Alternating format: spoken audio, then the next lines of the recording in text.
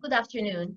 My name is Jelena Pizzolato, and I wish you a very warm welcome to the fourth episode of the Sustainable After, an interview series brought to you by Loomish, a Swiss investment management firm.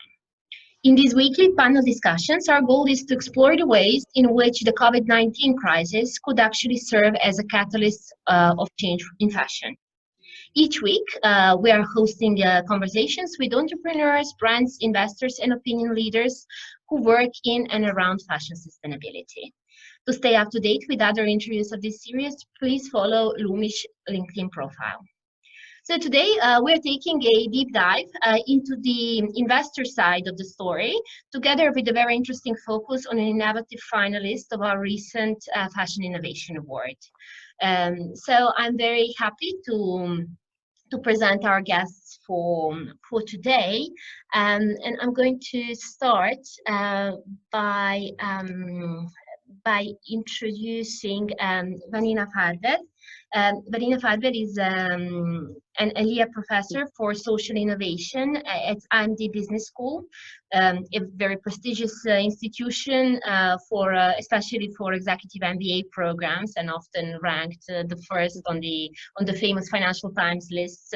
We're very pleased to have Vanina today with us, and especially because of her specialization, which is in social entrepreneurship and corporate social responsibility. It is great to have you with us today, Vanina. Thank you. Tell us a little bit more about yourself, and also in which specific ways what you do relates to impact and sustainability.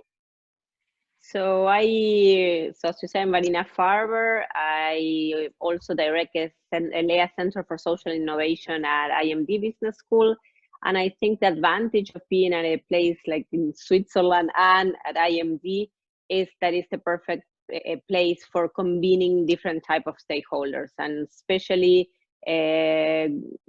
large corporates, entrepreneurs, and investors. So I think the elea Center for Social Innovation has that purpose on finding collaborative solutions that are multi-stakeholder.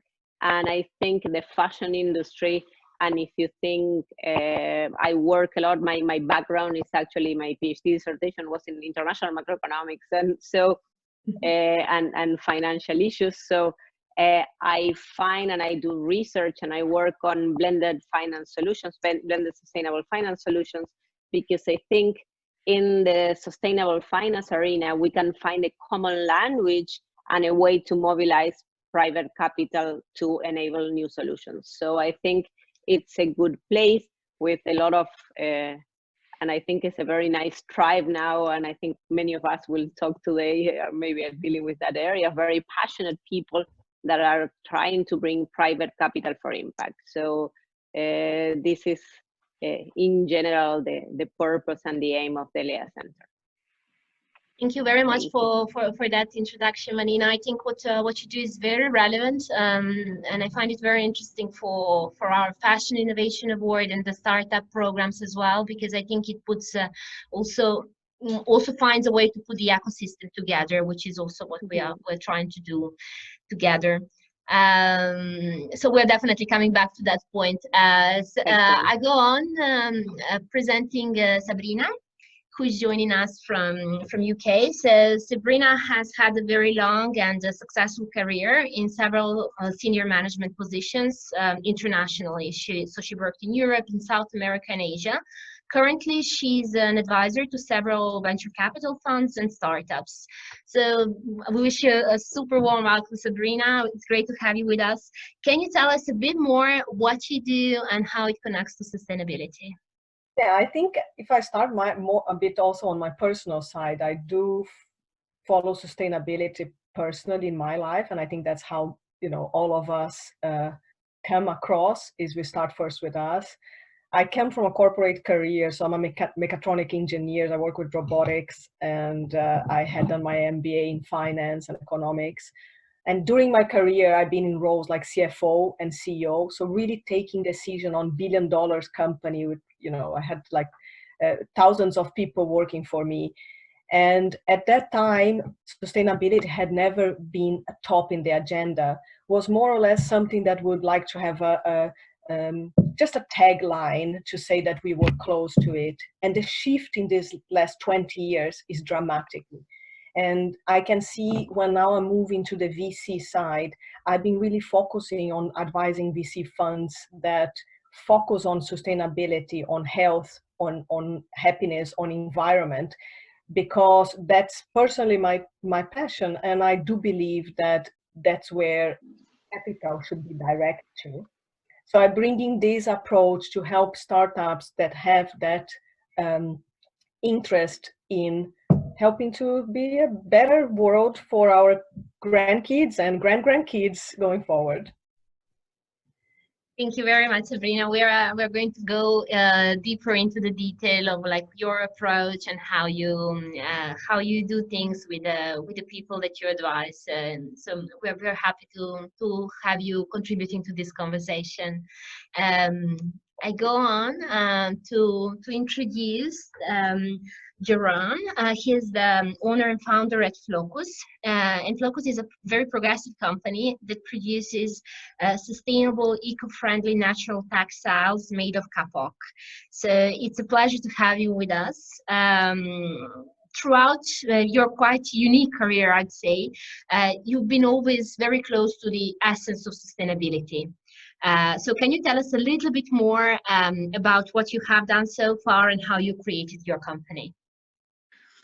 So with Flocus, it is really a start where we have to begin actually with education, because the kapok fiber is there already since hundreds of years, and actually 100 years ago there was a big trade, but the fiber has been forgotten.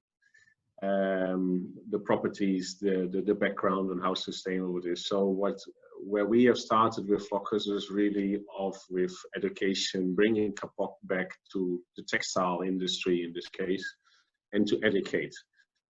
And the response on kapok is extremely positive. So the next steps are developing materials, innovating with the product. It's using kapok in yarns, in fabrics, in non-wovens, and see what amazing performance this fiber actually has as a natural fiber, but also definitely as a sustainable fiber. And then being pulled at the same time back into the supply chain to work with farmers, to work on innovation on machine lines, to automate the sorting and ensuring that there is a CSR supply chain. So that's what we are doing currently. There is, of course, some running business, but we're looking to scale up and see if in the future we can create even a CO2 reduction with this kind of climate positive fiber and improve the ecosystem. So busy and very interesting and motivating years. It's great to have you with us, really. So Flocus was one of the finalists of the Fashion Innovation Award, our sustainability edition, that we still need to finalize later this year in October. And we're using this opportunity also to present the company and to kind of go deeper into what you do. And so it's really good to have you with us. Normally how we do this is I usually combine one startup with an investor and a brand, or two startups with a jury member. This time is the first time we're doing it the other way around, which is mostly because of the personal experience, both of Jeroen, but also of Andre, the CFO of the company, which I thought that they could bring a lot of value to this discussion. So let me just finish their introduction round by introducing Andre van der Wolde, who is the CFO of Flocus. So Andre, you moved from years of management consulting at PwC to the world of fashion entrepreneurship. And so could you tell us more about that passage and also about your current role with Flocus? Good day to all. As you said, my experience is in fashion as a CFO. So I was director of a private label company and had also roots in China, Indonesia, Bangladesh, all the countries where you also lived for a longer time. And 2 years ago, Jeroen asked me to join another world, and this is the world of sustainability and kapok. In this situation, it was for me a new experience. As a CFO, you normally work with the figures and you work only straight and not aware of what the impact is on the world if you look into the sustainability of Flocus, for example. So this change made me realize that we all have to improve the world in a way of CO2 reduction, in a way of saving water. And this fiber, this Flocus fiber, is indicating this all because it's a polycropping aspect, it's regenerative, and all these kinds of things that make me aware of the fact that there's more than only figures and only straightforward business. So this changed my world really, and this Flocus is very interesting company, and to work together with my former colleague from this company is great and fantastic. That's really a good career story, I would say as well, Andre. So we will go a little bit further into details of combining finance and sustainability a bit later on. I would like to open our discussions with the first question to Jeroen, effectively. So Jeroen, you spent an important portion of your career living in Bangladesh and China, working in the textile sector. And especially since the Rana Plaza incident and the launch of the fashion revolution, for instance, another important organization, there has been a little bit more public awareness about the importance of the Asian countries in the fashion supply chain. So from your perspective, looking at the situation now with the coronavirus and everything that is happening in the fashion industry regarding the slowdown, but regarding also the problems in paying the suppliers and so on, what do you think are the critical issues that the fashion and the textile industries in the Asian market are experiencing right now? The impact is huge of COVID, everybody knows, and I think it's good to go back at the start where actually it was China, of course, first in the lockdown, and how many other companies in Asia but in Europe were impacted by a short of supply. The demand at that time was still there. But the short of supply due to being dependent on China for many countries was quite evident. Then later on, the Western world actually became in a lockdown, and that more or less stopped the demand. Factories received cancellations, less orders. So the impact is huge. Job losses, factory closures, and nobody really knows where it's going to end up because it's a domino effect. So the question is, in the whole supply chain from buyer or supplier, who is going to survive and how is it going to survive? What is interesting though is that we've been in the last years with sustainability talking about how can we reduce consumption, and COVID actually was a big bomb and the consumption is reduced. So sustainability is towards consuming less, and this is the interesting topic, is that, hey, was there an oversupply of supply chain? What will it impact? And now, of course, we face it, that it will involve with a lot of job losses, and those job losses will impact and increase the poverty. The financial impact, of course, is huge. If new business is going to start up, how are people going to finance that new business? Because finance is really being put on always seen as risk, and risk is currently high. So there's less finance available to do business. So yeah, COVID is an extreme large impact on any supply chain in any country. Yeah. Could you tell us a little bit more about, so I mean, you are also part of that supply chain and your company. So could you tell us about your current situation and how you have experienced the crisis so far? So of course we have to deal with the same topics where there are cancellations or reduction in order sizes, and interestingly it's to see that you have companies which take their responsibility and do not push things just back like, okay, here you have a cancellation, you deal with it. No, you have companies which are responsible and say, oh, how can we solve this, or say we don't take the order now but maybe next year.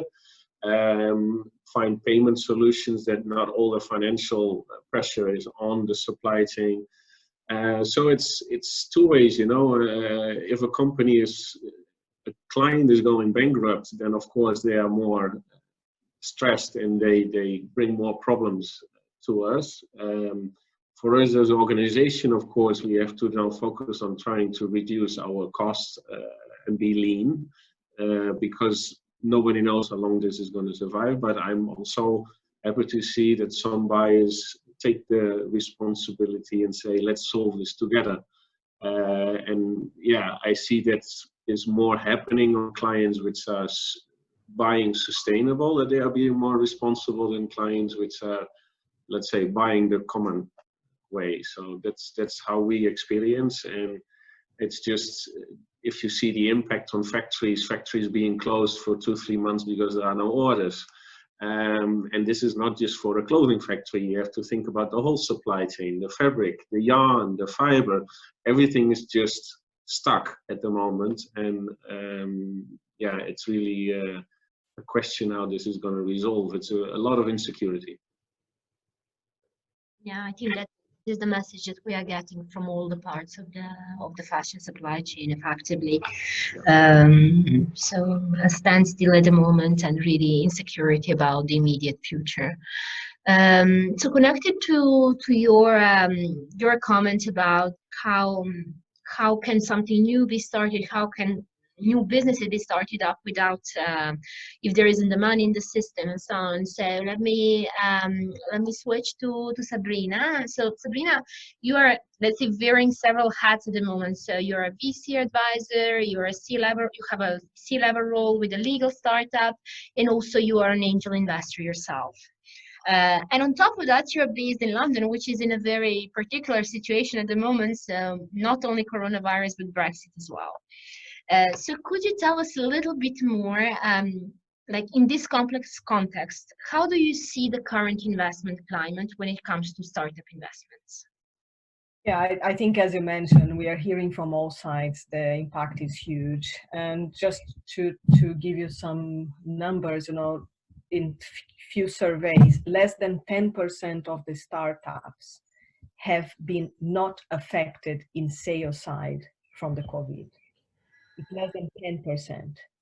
Only 50% of the startups have more than 6-month runway. And when we talk about innovation, we depend today more than ever on those startups. So the situation with the Brexit is creating additional silos for investors in terms of what's going to happen when the full deal is done. So investors are trending to focus on their closed market or avoiding sometimes the UK, which brings more challenges for those startups which are based in UK looking for foreign money, or in the US. But an interesting thing is, founders in some surveys, they have been expecting that the impact will be getting better by the end of the year. While if you ask the VC side and the investors and angel investors, in that same survey, they expect that we will not see improvements before spring next year, going all the way to spring 2022. And that difference in perception is currently creating a big clash when investors and startups are talking. It's impacting on valuations being reduced in average by 20%. So companies that really need to run their investment round are having to accept 20% reduction in what they plan to raise. What that means for VCs is a bit like a more opportunistic approach, but still they have money from conservative institutions sometimes, so they cannot just go on, okay, buying cheap. They have to think, is this startup going to survive? So for example, for the funds I advise, we are looking to startups that have 12 months runaway. You know, that would be an idea of something we would like to. And at current portfolio, we have more than 300 companies in the portfolio in these funds. And from the current portfolio, 50% have more than 12 months. And it comes a lot with the founder ability to see and take active and right timing actions for this crisis. No one foresees what will happen and how long will take. But the actions need to be taken now. And because business to consumer is doing a little bit better in terms of startups than business to business, which is quite interesting, but business to business have been stopped quite more dramatically than consumer. I see an interesting shift on how consumers are trying to support business. So one of the companies I'm in the board, we launched a package very open saying, look, we are closed. We don't know how long it's going to take, but would you like to buy in advance so we deliver when we are open and support us as a company? And we had an immense return from consumers into supporting the company.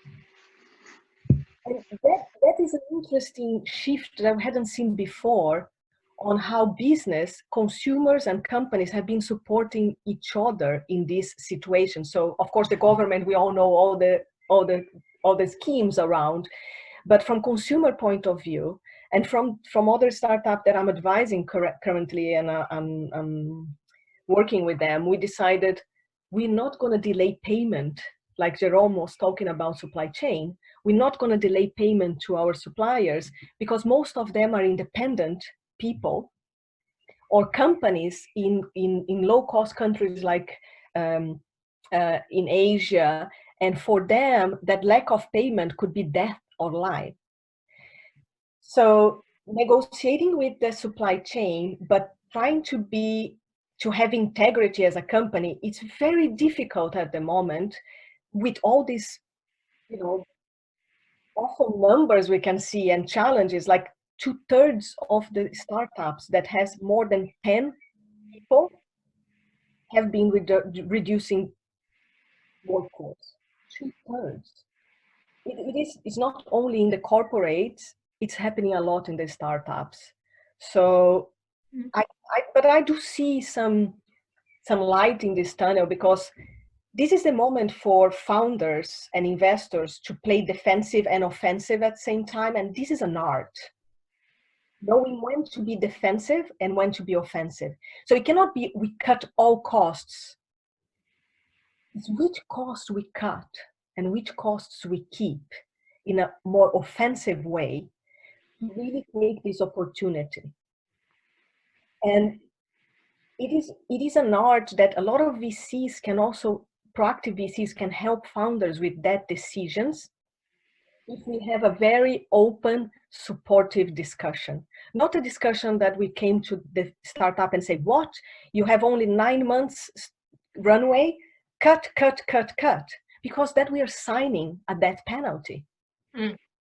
And I think VCs start seeing this approach. So for the founders, I would say, be more creative. Where should you be more offensive? Be bold. I know these are not recommendations we give in crisis, but let's take a step back and remember, a startup is not a conservative business. Founders are there because they are creative, they are innovative, they dare challenge. If they are now being afraid with all that we are hearing, we are just destroying the community. We need them to get their head above the water, if it's possible, and together with their investors, be open and find ways to navigate through this crisis. So could I perhaps ask if what about the setup of your portfolio? So are the startups normally UK based or are they international? Because I'm asking that because in Switzerland the government has had a great response to supporting startups actually, and I think it's very much country dependent to which extent the startups are exposed at the moment. Correct. Yes, Switzerland. I have privately 2 investments in Switzerland myself, And yeah, the government had done amazing work with providing loans, and I think many countries will. From the funds, the two funds I'm supporting right now, which is Social Starts and Joyance, they have around 300 startups in globally. So it's US and Europe and across the world. And we see that in some countries, that because the support hadn't been so big, the VCs have been doing more follow-on rounds. Just to give an example in numbers, around 40 to 50% of the VCs globally had started refocusing their investment criteria to follow on rounds.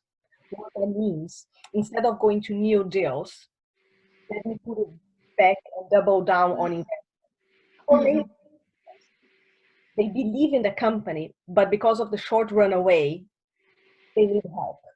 So they believe in the founders, they believe in the business, and they shift, instead of going to try a new startup, let's take care of our own family and portfolio. And I see. It's a, yeah, I see Vanina nodding because I think it connects very much to kind of her personal credo as well, I would say. So I just use this opportunity to connect to the next question to Vanina. So the mission of the elea Center for Social Innovation that you're running, Vanina, inspires and encourages leaders in business, governments, and civil society to create social innovation, but with a view of responsibility. So could you connect to what Sabrina was saying earlier, but also put in perspective why this kind of collaboration matters, especially in a crisis like this?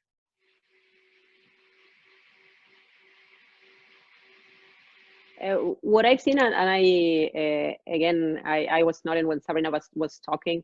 The donor of the family of the donor of the center actually leads the elea Foundation. So the elea Center is at IMD. The elea Foundation is a separate institution, and it's a philanthropic impact investor. And we just finished precisely a book on how to combine capital entrepreneurship in order to achieve innovation and impact. And in that you actually see how the two sides are needed. You need the private capital, you need the patient capital, you need capital that sticks in these bad times, as Sabrina was mentioning. And I can confirm that I see that a lot of impact investors might be delaying new investments, and they're doubling down on what they have in actually to support more resilient business models. Maybe they're not thinking now about scaling up, but actually to improve the agility, if you want, in the reaction and to support the teams. But something else that I'm working on, and it comes also from IMD framework, and I think we touch on quite a few of these things. We are at a time of uncertainty. So it's not just risk, and when it's very difficult to forecast the future because we don't have any data. Our generation didn't live a crisis like this.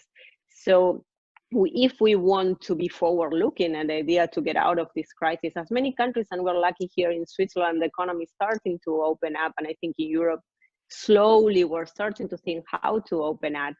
Corporates are starting to think, what should I do? How can I be proactive and forward-looking? Also, as Sabrina was saying, not only to be defensive and cut, but actually to invest and be offensive and come out of this crisis in a stronger position. And I think something interesting that I've been doing with some large corporates, and I think it's especially interesting in the fashion industry, because it's an industry that has been very agile in the reaction to the crisis.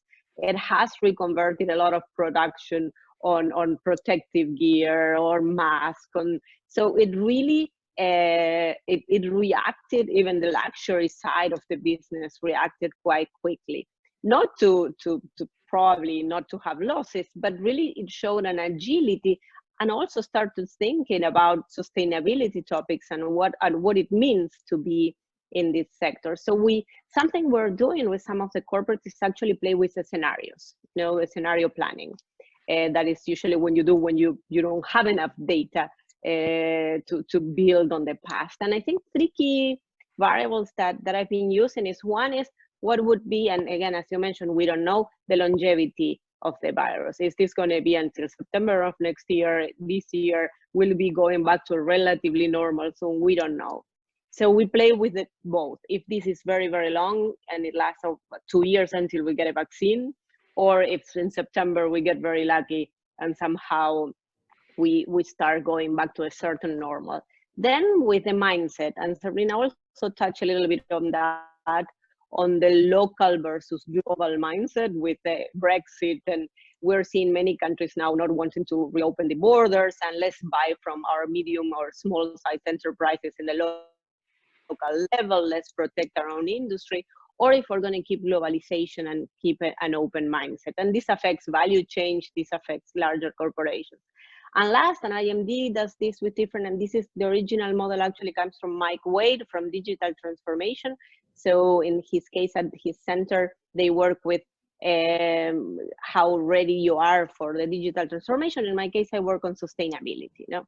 So we put, what do you feel? So you have the longevity of the virus, the mindset being local or global, and what's going to happen to sustainability. Are consumers, ESG investors, environmental, social, and governance investors, and even governments with rescue packages putting conditions on sustainability so companies transform, or are we going to go back to normal and this will go and add in? And the interesting thing is we play with different scenarios from almost going back to normal. We all know that normal is not going to be exactly the same, but almost going back to normal, to the more tighter and complex situation. And the very interesting result of this, that regardless of the scenario, sustainability comes on top as a trend that is not going to change. So if you're proactive now, if you want to invest in the future, you need to transform, regardless of the scenario that will come, if you are protective or if you are not. So I think a lot of companies are realizing is that they need to cut in certain things, but they cannot cut in the business transformation around certain sustainability issues, especially those that are material to their business model. You know? And I think for the fashion industry, supply chain, sourcing, these are key issues that will have to be addressed. You know?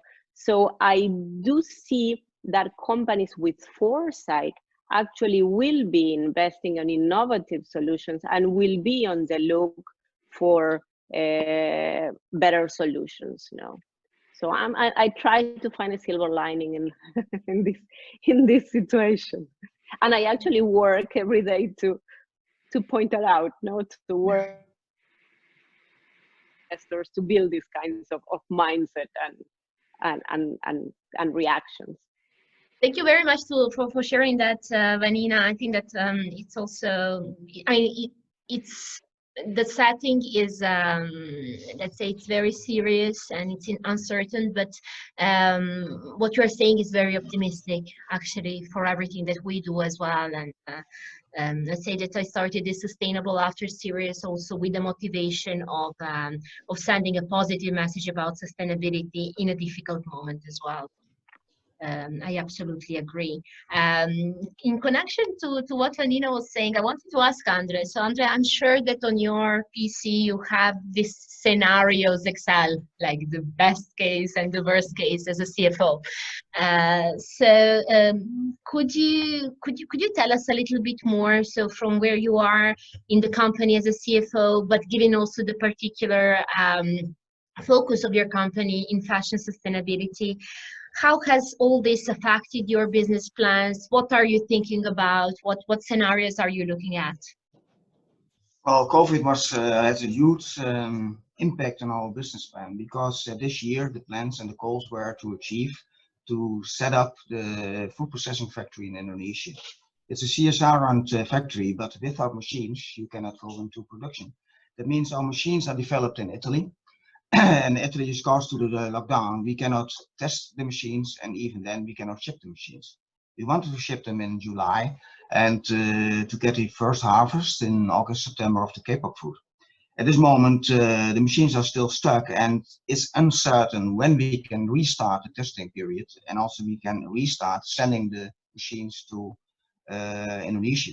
That means for our working capital, it's a huge impact, because we derive the first achievement from the factory after harvesting in August, September, and this will start probably, because it's uncertain, like Vanina and Sabrina already said. It's an uncertain period for us, and at this moment we think that the first working capital and cash inflow we will get in January, February from for the first time. That means that our whole business plan and also whole model is set into the future for at least 6 to 8 months.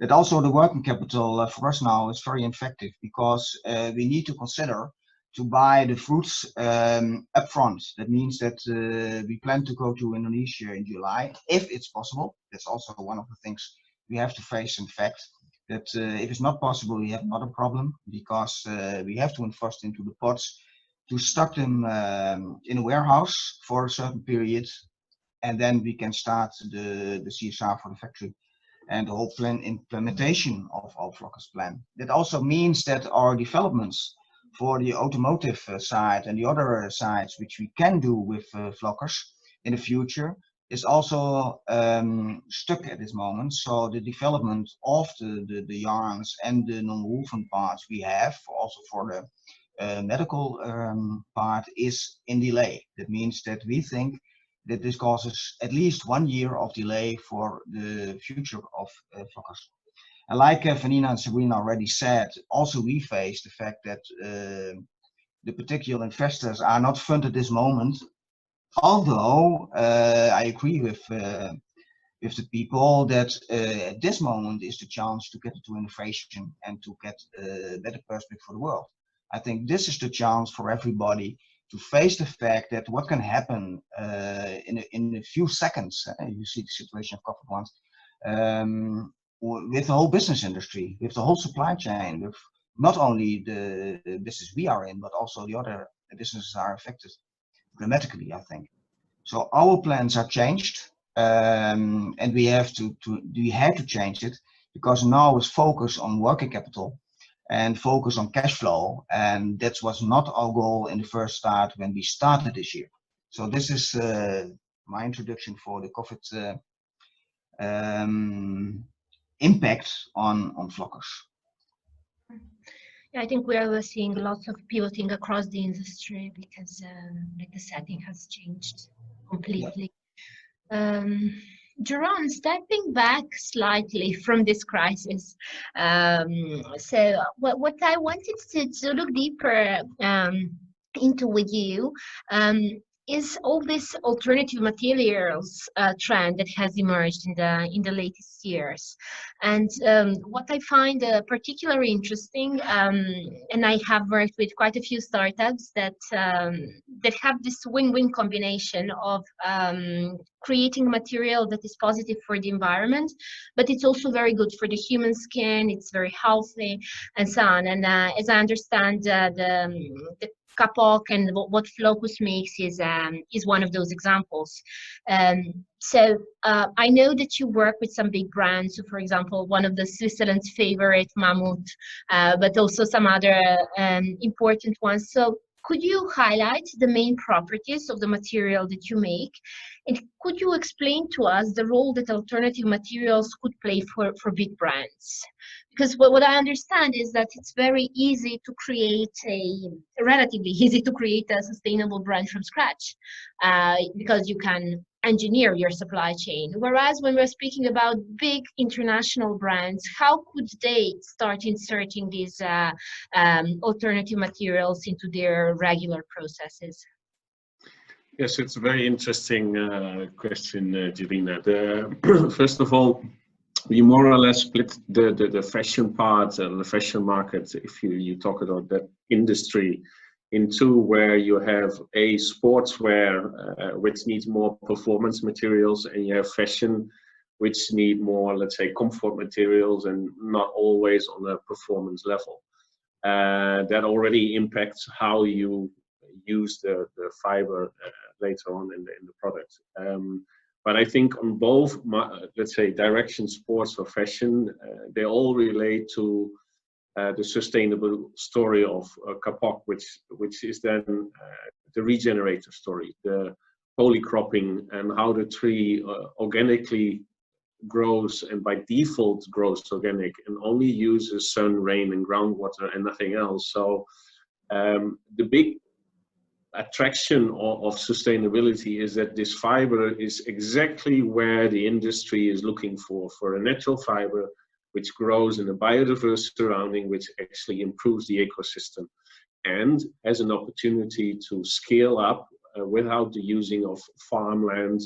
It can use poor soil, and it actually can grow on hills. So it can also grow in remote areas where maybe you cannot immediately see a commercial business for other goods, but for kapok, yes. And it could help those, let's say, farmers or communities which live far away to set up a commercial business where they can remain in their original position without having to move to the cities. So on the social as well as on the way that kapok grows, it's an extremely interesting material, and it is a tree. And yes, we all want to start planting trees, and this is a tree which gives a fruit like an apple, and only it's non-food crop, so it's fiber filled. And then if we go to the other part of the properties of the fiber, we are still amazed by the versatility of what kapok can do. And this is a comfort, functionality, and then you can go into many different industries where this fiber is hydrophobic, and that means it doesn't absorb water, where all the other natural fibers absorb water. It's a hollow fiber, and it insulates like down. It's really a very good thermoregulating fiber, and it is 5 times lighter than other kind of fibers.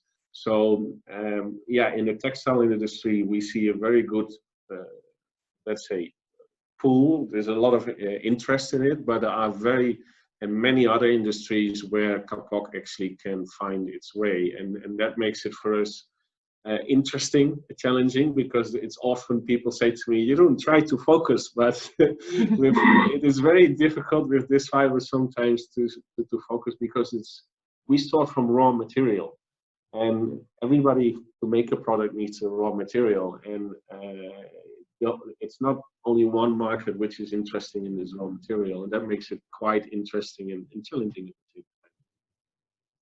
Yeah. And to ask an additional question about, often when talking with brands, let's say one main complaint that I often hear is that alternative materials are not scalable. So they may be available for a capsule collection or for a small line, but that actually there is this chicken and egg problem, that although they would like to, there isn't simply enough sustainable material to use at the moment. How do you see it from your perspective? That's actually a good thing, because as I said, kapok is worldwide a very unknown fiber. There's also very less research material in there. However, there was 100 years ago an industry in kapok from Indonesia, so there is quite a good amount of fiber available on a yearly basis from Indonesia, but it grows also in other Southeast Asian countries. It grows in West Africa and South America. So in terms of scaling up, currently there is sufficient, but if you look into the future and the size of the industry, you definitely need to scale up, and that makes it interesting with the tree, because yes, again, you don't need agricultural land. You can plant a tree, and within 3 to 5 years you have the first pod, so it grows quite fast in the subtropical countries, and it can grow automatically biodiverse, and it is a regenerative tree which you don't have to cut. And that is exactly a crop material which the market is looking for.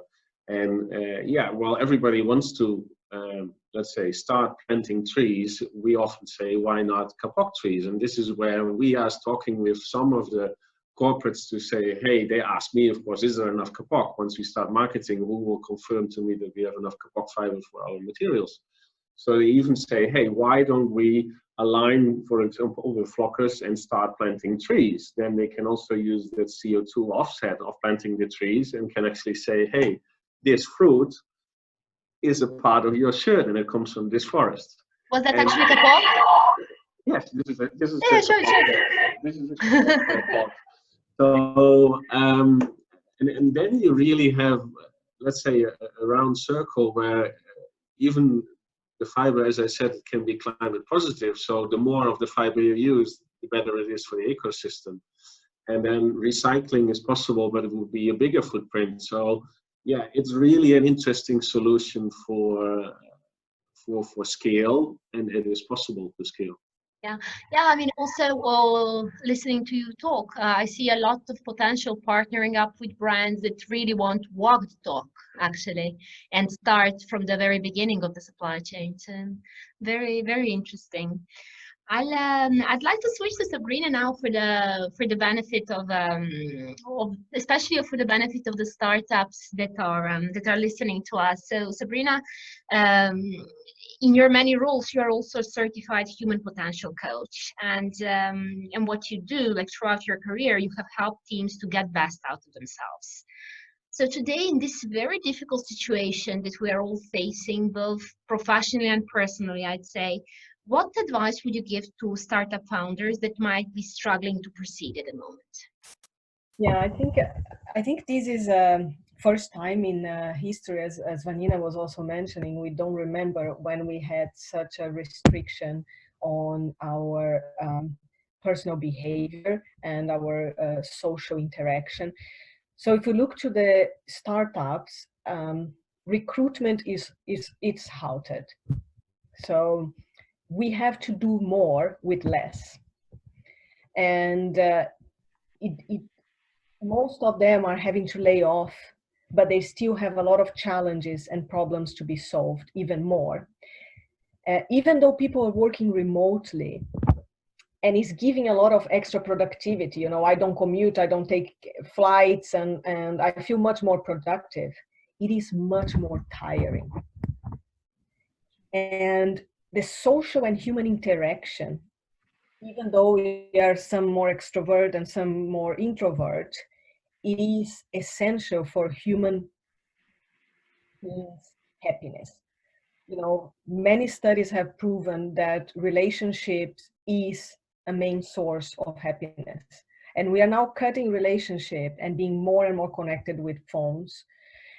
This is the time where founders and investors together and community need to be helping people that are in lockdown. People are now having, you know, 3 kids homeschooling and living in a small apartment, and both of them working and having to go to calls. The stress is much higher. It's not the time to add additional anxiety. So from my training, and I would say we go back to basic. Our grandparents and for some of us, our parents have been always saying to us, sleep, go to bed. So sleep is very important. It's not easy because of our habits and the screen, the blue light we have all the time. But, you know, take magnesium, do some kind of relaxation, do some meditation. Quantum physics and epigenetics are there proving that this is not woo-woo things. We can really rewire our brain. We can increase the telomeres of our DNA, which is longevity. And we work a lot in our portfolio on those aspects. Eat healthier. You know, your mother have been always saying, like, have your broccolis. It is proven that we need the benefit of the plants.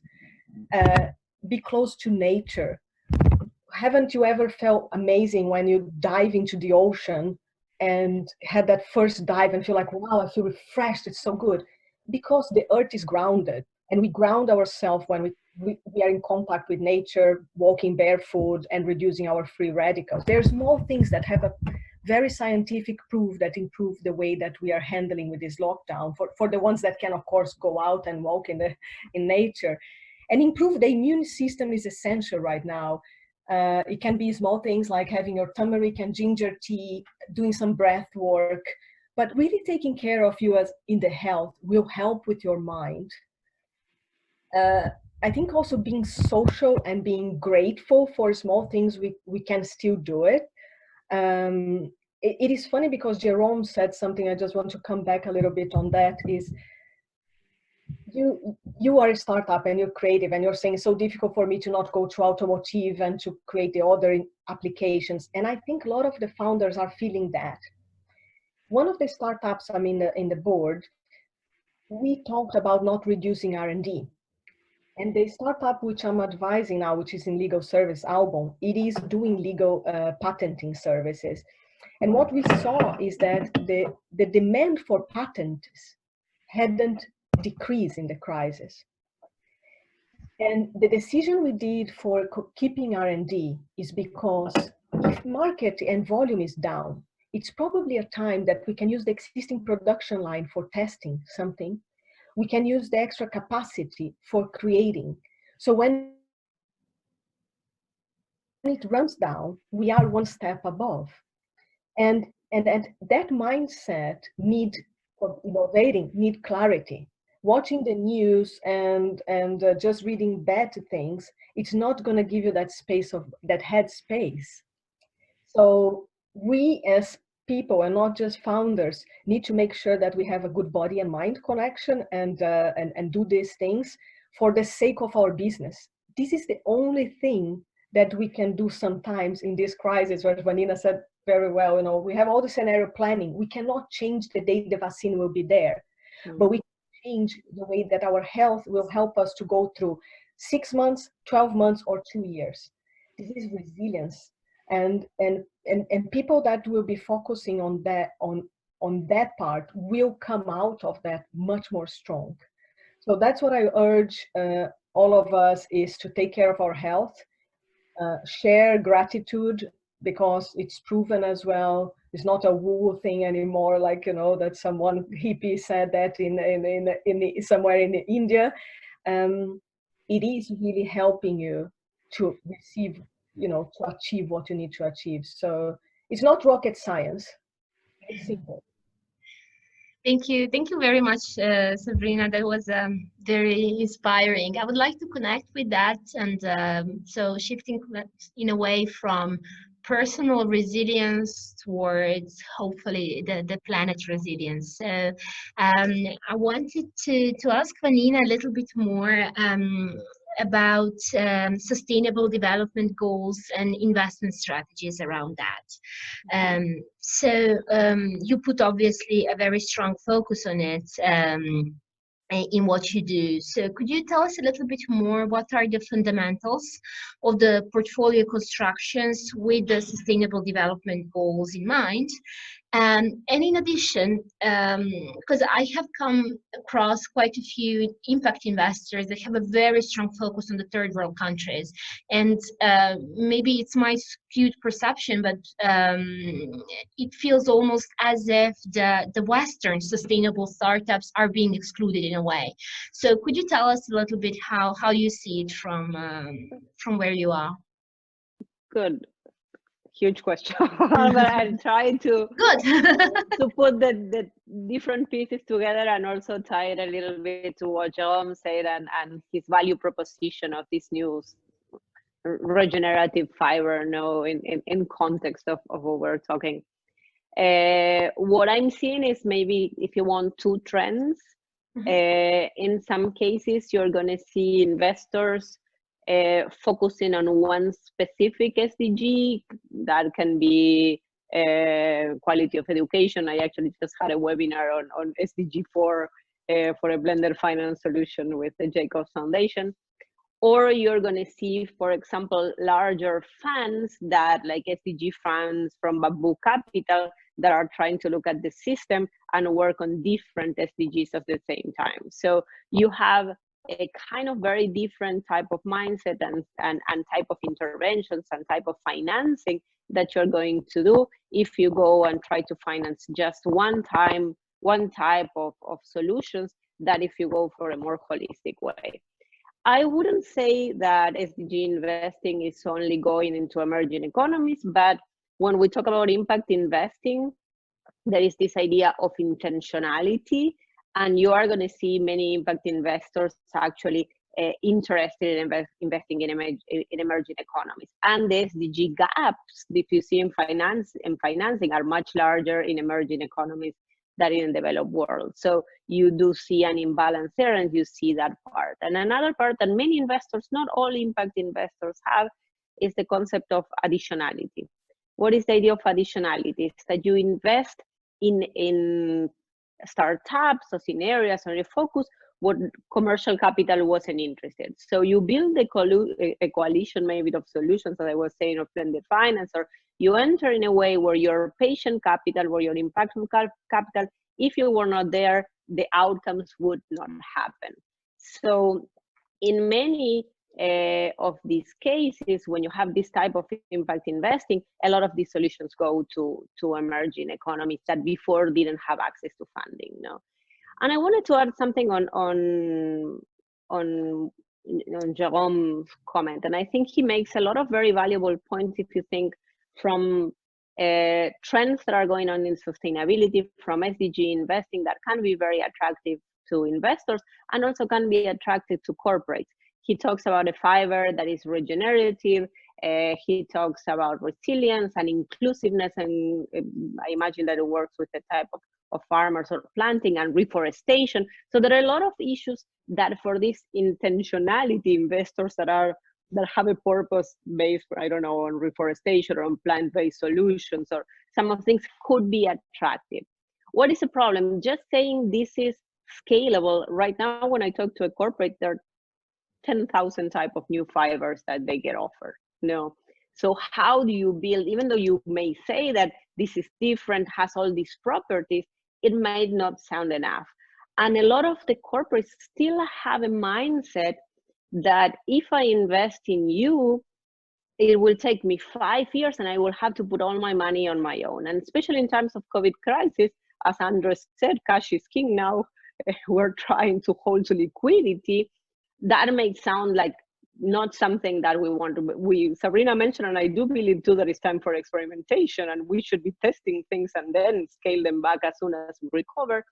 But it still may sound in the big panorama of a lot of fibers. And if you look even at the Loomish contest, I was one of the jurors, there are different fibers, propositions that we had there. No? So I would recommend you to look at this idea of what I was telling you before of blended finance solutions, because what you have to offer is not only a fiber, it's a solution. No, and it's a solution that is already scaled, and you have to have, rather than a micro view, even though you're producing that, probably a more systemic point of view. And there are a lot of, right now, blended finance solutions for reforestation. If you write to me, I will give you an example, for example, of BNP Paribas, working with rubber in Indonesia and the sustainable rubber in Indonesia. And the interesting thing about this type of impact investing is this was done through an initial joint venture of Michelin, the tire company, and a sustainable rubber plantation Barito in Indonesia. Now, so the money to get the sustainable rubber did not come all from directly from Michelin. It actually, there was a whole group of stakeholders around this. And again, I would look a lot at what the United Nations environmental programs, the finance initiative are doing, because they're building a lot of these coalitions, collaborating with large corporates that need this value chain transformation. You're providing part of the solution. You are on the ground, you know the field, but you need also to bring massive private capital. And for that, you may need a commercial bank. And it's not you the one that needs to put this solution together, but you need to start talking and entering this ecosystem. So your value proposition doesn't stick only to, okay, I have a fiber, but you understand the kind of need that corporates and the financial sector are looking at in order to this idea of scale. Because just saying this is scalable will not be enough in the current environment. It's how can I work with the ecosystem? How can, as an entrepreneur, and I know we are barely training now entrepreneurs to pitch to investors. Imagine to talk to this huge ecosystem where you have governments, developmental finance institutions, private banks, but it's something that you will have to do, especially when you have such a compelling value proposition that can be very attractive on the field. You know? So I think you first need to have a strong business model, a team that is attractive, and by looking at you and Andrew, I can say you can pull it off, you know, and that's something an investor will look at that too. Now you need to probably rise up your ambition and try to play in this level. No, it is not that you're not ambitious, you are, but now become an ecosystem player. No. If I may but again, react I can give you some contacts and links on this case.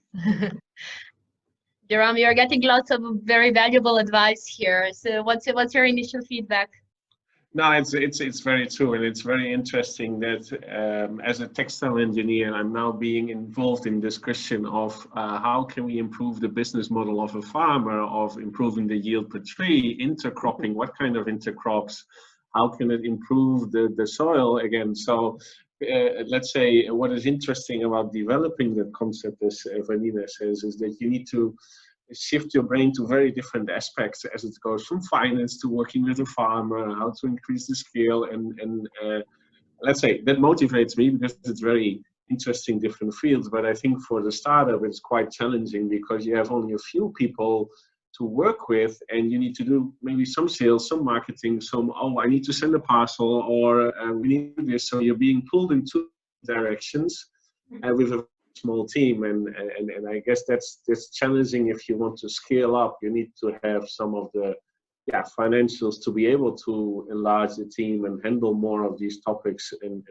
or with consultants on board. So I can. I don't think that needs to be done all by you.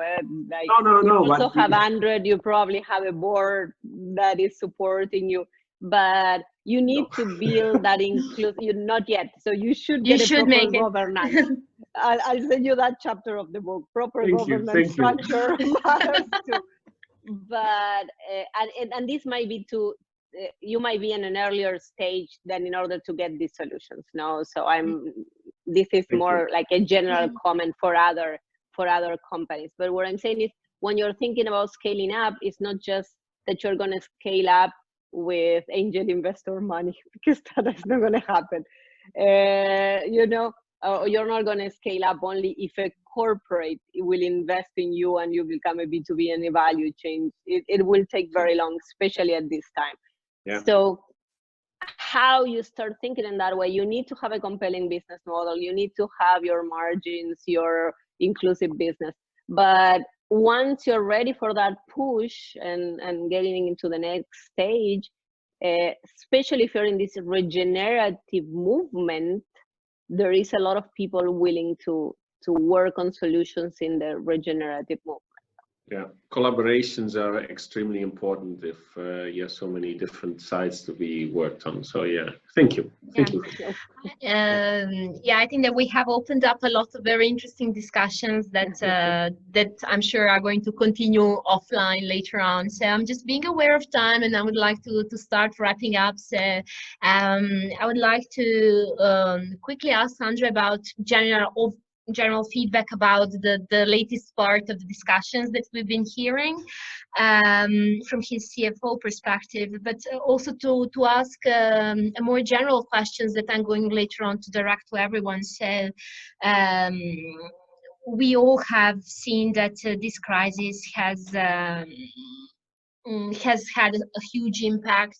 We are aware of a potential huge setback for the sustainability aspect of it as well. So how do we ensure that that doesn't happen and that sustainability remains on the fashion agenda?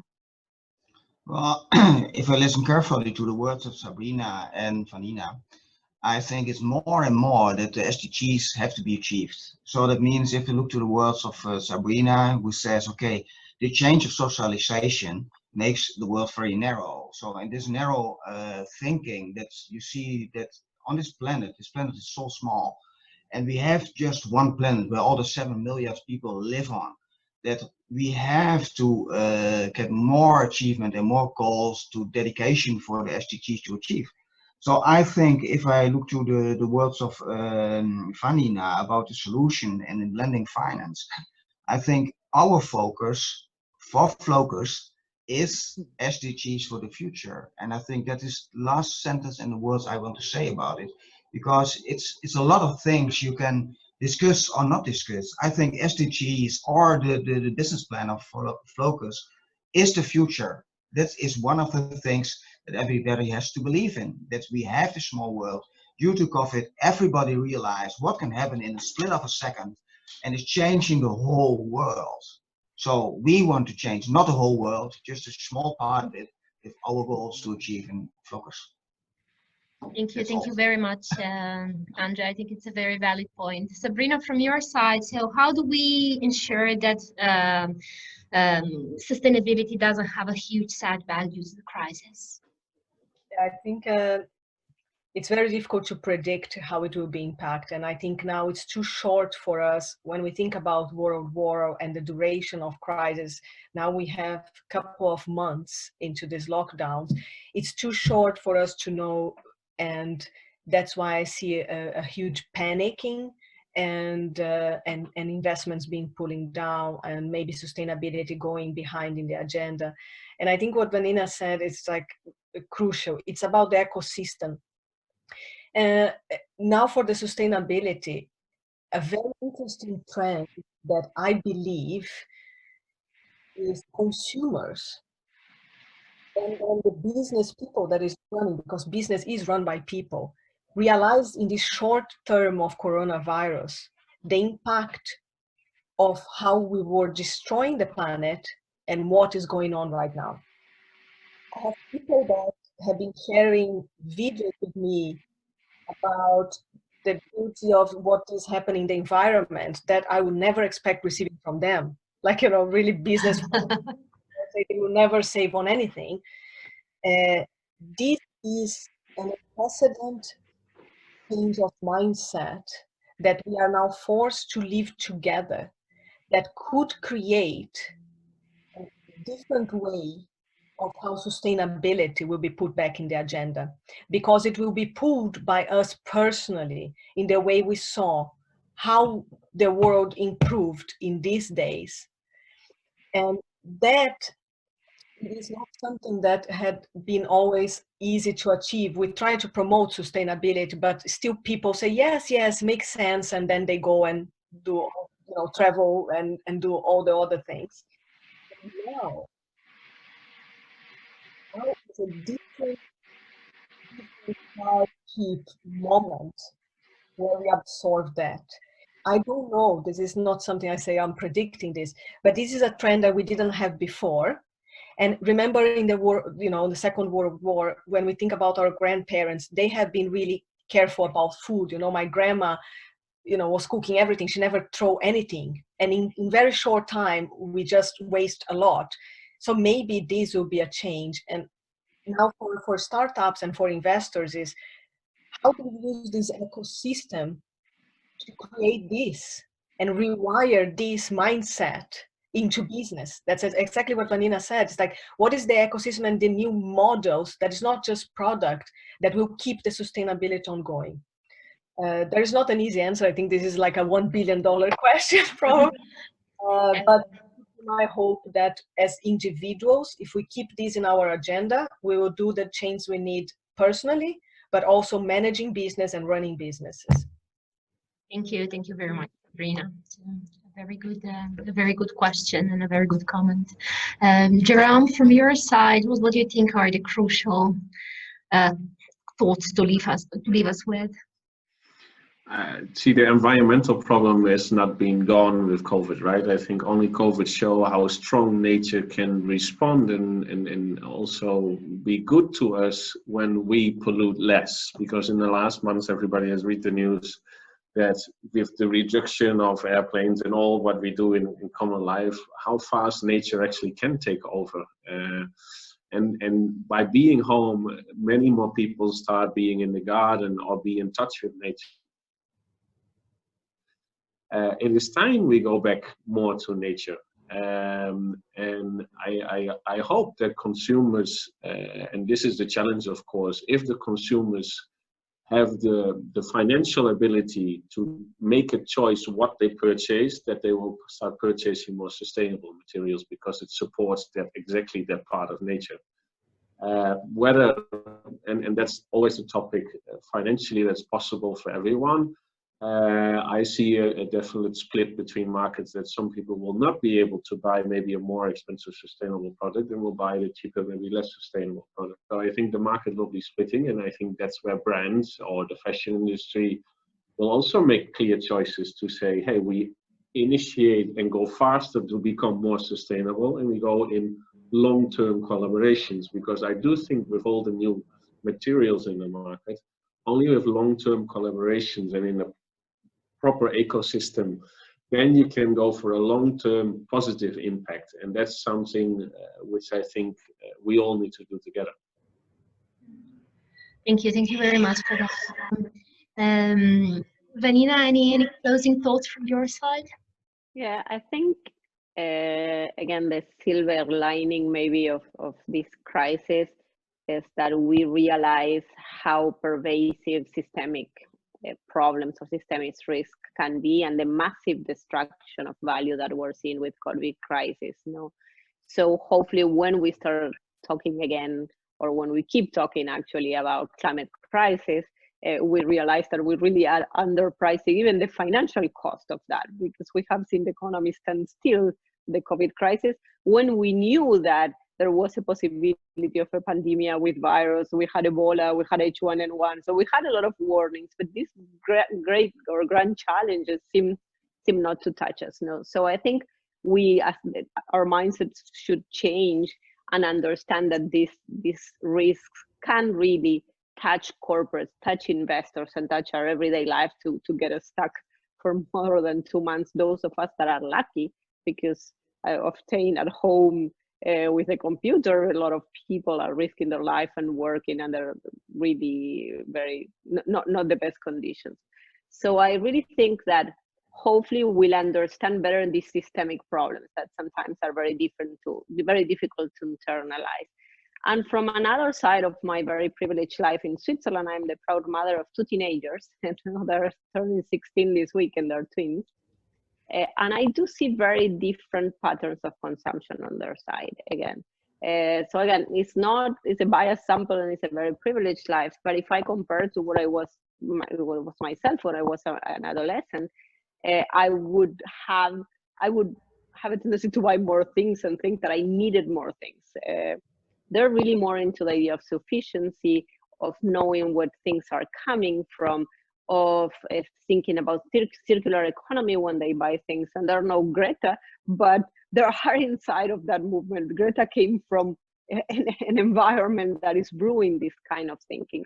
So, and on the other hand, I have the privilege to work with a lot of impact investors at IMD, and with asset managers. I actually, half of the clients or the participants of the programs that I'm doing now are with financial institutions that are integrating ESG, environmental, social, and governance criteria, and impact investors that are trying to come up with innovative solutions. So I do see this as 2 very main drivers of corporate transformation. Another one could also be governments. We have more than $15 trillion now in rescue packages. That was money that we never have thought that governments would put for a solution. If they start putting some requirements, like not being in fiscal paradises like it happened in Poland or in Canada, or we're not going to finance fossil fuel solutions, things like that, obviously that can speed up the change. So I think there are certain tendencies and some problems that were even before the COVID crisis, but I hope this COVID crisis gave us a sense of awareness and also the sense of urgency to act, because I think that's something that we may not have in the past. So I always was very driven by this and very passionate from my own work, but now I feel that external drive and that sense that is now or never, that we need to build back better, as the hashtag says, and I hope we really work for a green and inclusive recovery. Thank you very much, Vanina. It's a very good summary, actually, of let's say, all your attitudes throughout this conversation. So it is a difficult moment, but it almost feels as if it is a needed crisis in a way. So Vanina, Sabrina, Jeroen, Andrea, thank you very, very much for your time, for your insights. I'm sure that our audience is going to find it stimulating. I for sure have learned quite a bit today, so thank you very much once again. For all of you watching us, I'll be bringing these discussions to Loomish LinkedIn profile each week, so please make sure that you follow us on LinkedIn, and in case you want to hear more about fashion sustainability in the time of crisis. I wish you all a very good day. Thank you. Thank you. Thank you. Bye. Bye-bye. Bye.